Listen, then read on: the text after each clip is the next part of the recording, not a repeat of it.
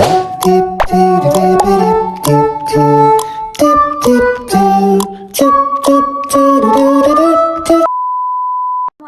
warahmatullahi wabarakatuh. Perkenalkan, nama saya Dini Aryani dengan NIM 235091368. Di sini saya akan menganalisis klaim green marketing dan identifikasi greenwashing pada produk Avoskin, Eiger Adventureland, dan juga IKEA. Baik, selanjutnya di sini ada produk yang akan dianalisis. Yang pertama itu ada Avoskin. Avoskin itu sendiri adalah brand kecantikan lokal di Indonesia yang berdiri sejak 2014 di bawah PT Avo Invention dan Teknologi. Brand ini mengusung konsep green and clean beauty dengan pendekatan sustainability mulai dari proses produksi hingga pemasaran dan pasca pemakaian produk. Nah, berdasarkan hasil yang sudah dianalisis oleh saya, Avoskin itu menampilkan klaim green melalui eco-friendly packing, program daur ulang green bottle, serta kegiatan lingkungan. Nah, klaim ini tuh bersifat langsung dan tidak langsung karena didukung oleh aksi nyata gitu. Nah, dari sisi produk, Avoskin ini tuh menggunakan kombinasi bahan alami dan bahan aktif, kemasan ramah lingkungan, serta program pengelolaan limbah. Selain itu, perusahaan juga cukup transparan melalui kampanye, edukasi, dan penyampaian data kepada konsumen. Secara keseluruhan, Avoskin dapat dikategorikan sebagai green business karena memiliki keselarasan antara klaim dan implementasi. Namun, masih terdapat kekurangan pada transpasi bahan baku dan proses produksi yang belum dijelaskan secara detail.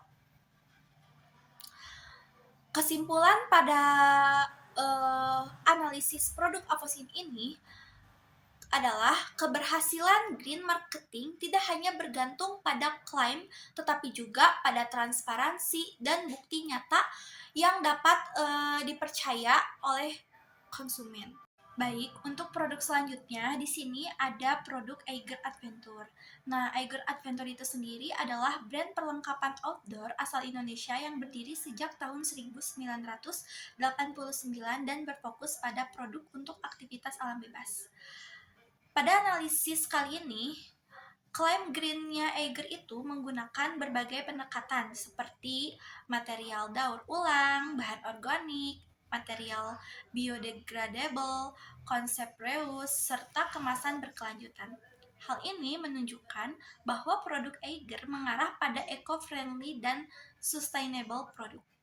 Dari sisi bahan baku, Eiger itu menggunakan recycled polyester dari botol plastik, kapas organik, serta tencel yang dapat terurai, meskipun penggunaannya itu masih bertahap. Selanjutnya pada kemasan, Eiger ini mulai beralih ke plastik berbasis singkong, kertas bersertifikasi FSC, serta mengurangi plastik sekali pakai dengan alternatif ramah lingkungan. Untuk proses produksinya, Eiger ini tuh mengarah pada sustainability melalui efisiensi energi dan air, pengurangan bahan kimia, pengelolaan limbah, serta penurunan emisi karbon. Dalam hal transparansi, Eiger sudah membukakan informasi terkait bahan, proses, dan kemasan, namun memang masih bersifat umum dan belum detail pada setiap produk. Nah, secara keseluruhan, Eiger ini tuh dapat dikategorikan sebagai green business karena didukung implementasi nyata meskipun transparansinya masih perlu ditingkatkan. Kesimpulan pada analisis produk Eiger ini menunjukkan komitmen keberlanjutan yang cukup kuat, tetapi masih dalam tahap pengembangan menuju sistem yang lebih transparan dan juga kompensasi. Nah, dan untuk produk yang terakhir di sini ada IKEA. IKEA itu adalah perusahaan retail furnitur asal Swedia yang dikenal dengan konsep produk fungsional dan terjangkau serta komitmen pada keberlanjutan. Dalam klaim green-nya, IKEA ini mengusungkan konsep sustainable, eco-friendly, natural, dan circular economy melalui penggunaan bahan terbarukan, daur ulang, serta sistem penggunaan kembali produk. Dari sisi bahan baku, IKEA ini menggunakan kayu bersertifikat, bahan terbarukan seperti bambu dan kapas, serta material daur ulang untuk mengurangi limbah dan menjaga sumber daya alam. Pada kemasan IKEA, IKEA ini tuh menerapkan minimal packaging menggunakan bahan yang dapat didaur ulang, serta desain flat pack untuk menghemat ruang dan mengurangi emisi transportasi.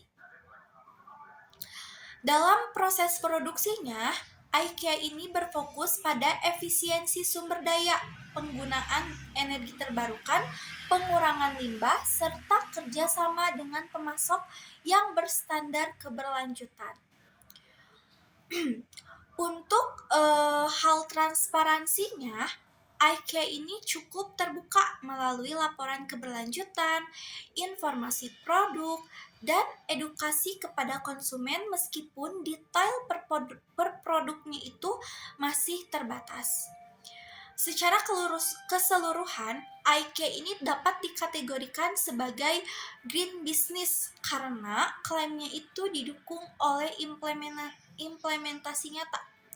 Kesimpulannya, IKEA menunjukkan komitmen keberlanjutan yang kuat dan terintegrasi meskipun masih memiliki ruang meningkatkan detail transparansi produk.